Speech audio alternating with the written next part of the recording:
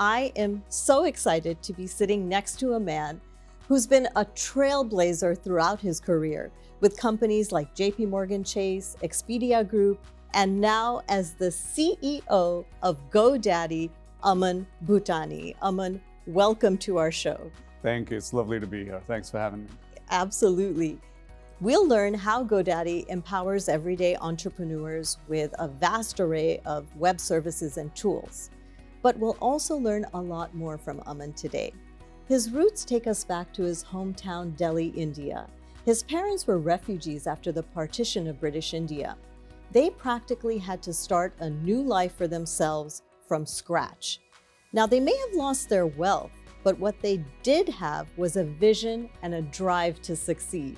And that took them from ordinary to extraordinary.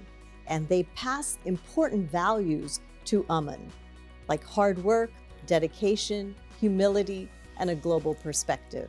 And now look where he is today.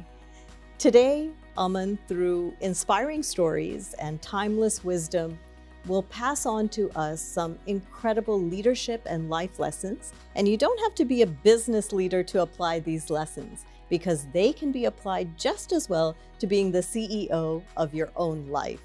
Aman, once again, welcome to our show today. Thank you. Thanks for having me. Aman, I'd love to take it back again to your roots, because I think that's what makes a person who they are. Mm-hmm. Tell me a little bit about your parents and how they were refugees and how that situation impacted you and your drive to succeed. Yeah, my father's family is from Pindigate, which is now in Pakistan, and he was very young when partition happened, and I think that change in their life basically meant that everything they knew was now different. So a lot changed for them, and what comes with that is this drive to succeed. It's this drive to achieve. Right? My memories of growing up are my father waking up at the same moment every day and at the same minute heading to the office, irrespective of what happened. And that gets into you, that work ethic. You copy what you see. And that's always been my mantra. You work hard and you work smart. You don't do one or the other. And that works. Well. Right. And they also gave you the opportunity to travel at a very young age. Tell us how your global perspective has impacted your life and your career. Yeah, so my parents loved to travel, initially within India, and then when they could afford it, to travel abroad. And it's not only that I got to see parts of the world, it's that I got to experience how the world received me, and that made a huge difference. I remember getting to Hong Kong late at night and going to a not so great hotel and getting to the front desk, and you had to sign in. There was no computers at the time. And the guy on the other end, he just looked at us and he started laughing. He just found the way we looked really funny. And I remember being embarrassed to the core in that moment. In fact, there was an older woman in the back, and she had to come out and shove him in the back and shut the door on him, and she kept bowing and apologizing. And I was a young child, but that memory's burned into my mind. But I will tell you, it is very, very hard to embarrass me now. It's very, very hard to do that. You can pretty much come up with anything. And I'm like, yeah, I can take care of it. I can handle it. And those experiences, the exposure that you get, is irreplaceable. It teaches you about the world. It teaches you about diversity. It teaches you about how people think and how those differences matter. As a leader now, I'm sure in how you deal with your customers and your teams and everything, because of that experience, you also have a different perspective and a different sensitivity probably to that. Absolutely. Because I traveled and I knew that different people perceive the world differently. Today when I lead a global team, it's top of mind for me. Right? It's very easy for me to quickly put myself in the shoes of the boy who was in that hotel in Hong Kong. You have over 20 years of experience in leadership, tech, management. You always say that luck does play a part, plays a part, yes. But I think you're being a little modest here, because you have said that you self-taught yourself a lot of your computer science skills. Yeah. So kind of put it all together on how luck has played a part, but how you also self-taught yourself. I had a keen interest in computers, and my brother actually had an even bigger interest. And when you have that interest, whatever you're interested in speaks back to you in a different language. And I always felt sort of computers would do the things I wanted them to do, and I wanted to believe that we could do more with that interaction. And that allowed me to sort of learn a lot of stuff myself. So it was not hard for me, and I know, that's also lucky, frankly. Early in your career, you were also told that you should change your look because, and one of the reasons that people, of course, they said this indirectly, but one of the reasons they gave was that, if you make a mistake, people will remember you. Yeah. Tell us how you took that feedback. I took that advice and actually went away. I don't think my reaction, what I replied with, wasn't instant. But I came back and I thought about it and I said, look, you're right. If I make a mistake, nobody forgets me. But the real question isn't if I make a mistake. Once you go down that line of thinking, you've already made some choices, right? You've already shot yourself down. Exactly. Yes. I said the key here is, what if I do something right? And if I do something right, and then they don't forget me, then what does that do for me? Because that's the path I'm trying to go on. The path I'm trying to go on is that I come in every day, I show up every morning, and I'm trying to be better than I am yesterday. What I try to do is I show up every morning and tackle whatever challenge is in front of me because I want to achieve the things that others felt couldn't be achieved. So I'm going to do some things wrong, but I'm going to do some things right. More things right. More things right. Absolutely, I'm going to do more things right. And when I do more things right, what if they don't forget me? So. Amazing. Amazing. Aman, how did you know that the role at GoDaddy as CEO was a right role for you? So many people ask me that finally I decided that I would make an acronym out of it. So I call it the SOUL test. And the SOUL test is about when you make a choice of what you want to do something that you're hungry for. That's the S in SOUL. And I was hungry to lead a larger team, a public company, a global company. I think of public companies as the Olympics of business. And the CEOs are athletes. We want to play, right? We want to get to the Olympics. We want to win, right? So I wanted that experience. I said, what else are you hungry for? I said, a global business, a place where I have values that match, right? And they said, what else is important? I said, the O of soul is that there should be opportunity for everyone. Because people ride waves. The luck we were talking, the kismat we were talking about, right? Kismat is that you ride a wave. You put your effort, but you're on a wave, so you get a return that's greater than your effort, right?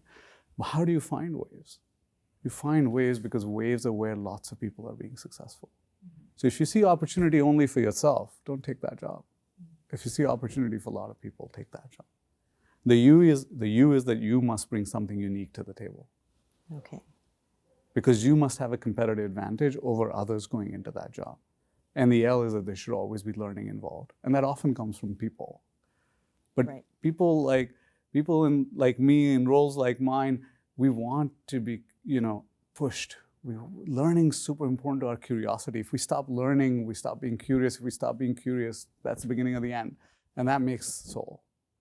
And that's what GoDaddy gave me. People where the values matched. Right? Something else I was hungry for was a company with a big, bold purpose. The purpose to serve everyday entrepreneurs, it connected with me instantly. My father was a small business owner. Yeah, right. Right? It was just an instant connection. Aman, tell us about your first day at work as CEO of GoDaddy. You're walking into the office. Yeah. What happened after that? Yeah, I have this thing where I say that you want to avoid the first day embarrassment. It's just something that happened again and again in my life, that you come in and something silly happens. And coming to GoDaddy, I was like, okay, I'm CEO now. I absolutely have to avoid any sort of first day embarrassment that happens. And I couldn't avoid it. The door got me, basically. I come in, and I don't know if it's just our door for our floor in our office in Kirkland, but there's a little bit of a longer delay between the badge and when the door opens. Mm-hmm. And there's this thing about these automated doors that if you pull them too soon, then they lock, then they don't open at all. So here I am, new CEO comes to the company, these big glass doors, I badge, I pull the door won't open, I push the door won't open. And it's just a little bit embarrassing to say the least. And then I'm like, okay, reset. Reset. Let's badge that again. Let's wait for the ding. There's the sound. Now let's open the door and pretend like nobody saw it. You're looking around, making sure no one saw. You just pretend like nobody saw you. Well, Aman, we know after that, you've not only opened a lot of doors for GoDaddy, but yourself professionally. And we have a lot more to hear from Aman. Aman, when you took position as CEO of GoDaddy in 2019, you quickly had to become a decisive leader, navigate through a lot of change and challenges. Tell us how you went about that. So we set a vision for the company about 6 months into me joining that said, look, this is the company we want to be. We want to be the company that provides this omni-commerce solutions for micro businesses. Because it's really hard for these folks and we are their champion and we want to make it simple for them. Now, when we set a new path for the company and set a clear target like that, it comes with making some difficult trade-offs. Right. One of my principles, and I got it from a film, is you hold on tightly where you let go lightly. And that's the secret of what, how I led with that change. We kept it transparent. We always communicated very fully with people. And we based it on a couple of pillars. One is hold on tightly, let go lightly. And the other is for people to embrace change. Right? My parents used to tell me this story. They would say, change is like a tiger. And how do you ride a tiger? I don't know if you know the answer to that. You probably do if you've heard me tell this story. But there are two ways to ride a tiger. You can ride the tiger on its tail. When you ride a tiger on its tail, what happens when the tiger goes right, you get whiplashed left. When the tiger goes left, you get whiplashed right. So you ride the tiger on the neck. That's what my parents always told me. Because you want to be leading. You want to be part of that change. You want to go right suddenly when the tiger goes right suddenly. And those were the two things that we focused on the most. And I feel like that can also apply to everyday life, because life is always full of changes too, right? In your strategy on how you go through life. I think that's very, very right. Most of what I talk about came into my career from my life. Companies are all about teams. Mm-hmm. Tell us your approach to team building. The one statement that has risen to the top is to be a better leader, be a better person. And I didn't come up with that. I got that from a book called Monday Morning Leadership. It's a thin book. You will read it in 20 minutes. And when in doubt, I always go back to that. So if in that moment you are a better person, you will be the better leader over time. And that's the key to bringing teams together. The second principle that I use very often with teams is that I choose to view the world from a perspective of abundance. There are three important words in that statement: choose, perspective, and abundance. You have to actively make that choice. It's one perspective in the world, there are many. Believe me, I grew up in India and I appreciate the value of scarcity. Scarcity was a good teacher. Scarcity taught me efficiency, scarcity taught me negotiation, lots of good skill sets. But when I had to think about growth, when I had to think about breakthrough ideas, I had to think about abundance. So abundance is the third important word. And when we put those things together, we can open new doors. And we can take lots of other people with us. Because people want to believe, I fundamentally believe that people want to come in and do a good job. People are good. They need to be led better. And that makes a difference. So you believe in your team. Belief is the number one thing. The success, I'm successful because of two things. One, early on in my career, doing things that others couldn't do. If somebody said, hey, this client says X is the problem, it's not, it's too hard or it can't be fixed, they send me. And I realized that was the formula to win. You go where other people didn't want to go and you solve the problem. But the greater success in my career came from believing in other people and helping them believe that they could do things that they didn't think they could do. And the most gratifying moments of my life have been when people have come to me and said, Aman, I didn't know I could do this, but you believe that. How did you believe that I could do this? I said, well, I just knew. Aman, tell us how GoDaddy empowers everyday entrepreneurs. When you look at a company like GoDaddy, we are in the business of empowering everyday entrepreneurs. Our existence, the why behind the company, is that if you call us, We're not going to look at a script. We're not going to say we want to do X, Y, Z. We're going to understand what it is that you need to grow your business. What is it that you need to meet the goals that you have, exceed the goals that you have? What's your favorite part about your role, and what's the favorite part about your day? As CEO, the best thing you have is that you have the opportunity to work with some of the most fantastic people in the world. And you have the opportunity to decide how you spend your time. In terms of the best part of the day, that's typically either if I'm engaging with customers or engaging with team members. I think the real human touch is what keeps us in our roles. That's the real thing. Yeah, that's where the energy comes from. That's where the stories come from. That's where you have those unique moments where somebody says something to you and you have that ta-da moment. You're like, I got this. I can do something about this. Or, oh my God, I learned something great. That's exciting. I know when you were a child, you lived in a joint family. And now you're doing that again here in the US. You have a 3-generational family. Tell us about that and why you decided to do this. Yeah, so it was about 11 years ago now. And I take no credit for it because it was actually, I think, mostly my brother's idea. And we'd both read the book Outliers and read about the 3-generation households and how, that was part of why people lived longer and, how that interaction helps. And it started out as just an idea, and then it became our family social experiment. We thought, okay, let's do it for a year or two, we'll see what happens. And now I think 11 plus years later, we're still all living together. So it's my parents, it's my brother, his wife, their daughter, then my wife and I, and our 2 kids. So there's 9 of us in the household. And I often say, although we're much better at it now, but I often used to say in our house, it's harder to decide where to go for dinner than it is to buy a car. Because at least the car, one person's mostly going to drive, but dinner, everybody's got an opinion on that, including the youngest, and that can be really difficult. So I think it's just been the most gratifying experience of my life for the last 10 years. And your family can push your buttons in a way that nobody else can. And it leads to growth. And you listen to your family in a different way too. Aman, what is the harshest feedback you've ever received, and how did that impact you? Yeah, I like to think that feedback is a gift. It is not, it's only harsh if it comes with bad intentions. Otherwise, if somebody wants to take the time to tell you that you're doing something wrong, the best answer is thank you. Because they've just done you an enormous favor. Because the world's not going to tell you when you do things wrong. In fact, the more senior you get, the more successful you are, the less likely the world is to tell you. Right? And that's sort of that idea in my mind has evolved to the idea that there is feedback all over the place, and it's a gift. Your choice is, do you want to take the gift or not? Well, most of us deny that gift all the time. We let our emotions and our pride get in the way sometimes. And it's natural, right?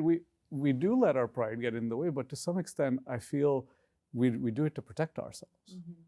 Because we only have so much in our emotional bank, and we don't want it depleted, that you can be more open with it. And you can take a few hits, and amongst them will be learning. And if you take the learning, you're even stronger, you're better every day. And that's my motto. Like, you just come in, be a little bit better every day. And that, we all know how compounding works. That makes you very, very strong, very, very quickly. Absolutely.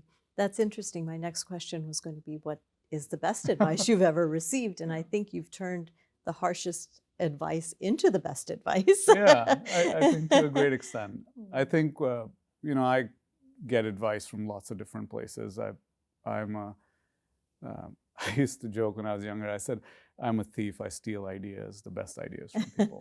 Whatever's your best idea, we're going to talk, I'm going to learn something from you today, right? It might be the way you smile, it might be the way you ask questions, it might be the way you talk to me and make me comfortable, help me tell my stories in a more comfortable way. But I will learn something from you today, and I will steal that little idea, and then over time make it mine. And because there's so many good ideas. What is next for Aman Bhutani? I am just super happy to be in the role I'm in and to be able to do the work that I'm doing. When I think of the next phases for me, I think of the various aspects of my life as a parent. I have a teenager now, so that's next for me. I have a teenage daughter now. Yes. But when I look at my career, I feel there's so much more for me to learn. There's so much more for me to do. And to be able to work with small businesses, which are the backbone of, and micro businesses, the backbone of every community in the world, I couldn't be placed better. I just couldn't be in a better place. Well, we can't wait to see where you're going to take your bundle of intelligence and passion and leadership ability next. We're watching. Thank you. As the CEO of GoDaddy, Aman Bhutani is committed to supporting the entrepreneurial dream, as the company supports everyday entrepreneurs in over 100 countries worldwide. When we think of a CEO, we think of attributes like bold, ability to take on challenges, intelligent. But Aman brings one more very important attribute to that list, and that's humility. In fact, Aman says humility is oxygen, and he's shown us that today.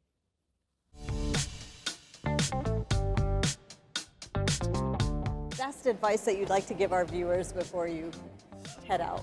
Humility is oxygen. If you're humble, people tell you things. If they tell you things, you can be better. My parents taught me humility from the mango tree story. Do you know that story? No. You grew up in India, right? And you put a seed in the ground. Oh, yes. The heavier the fruit, where mango is the heaviest fruit, the more they pull the branches of the tree down. Yes. In India, when we meet people, we bow. The Japanese bow, the Koreans bow. Bowing is a sign of respect, right? The mango tree takes its fruit, which is its gift, and brings it closer to the ground and makes it easier for the animals to consume it. So the way to think about humility is that when you take your gifts, you realize you have them.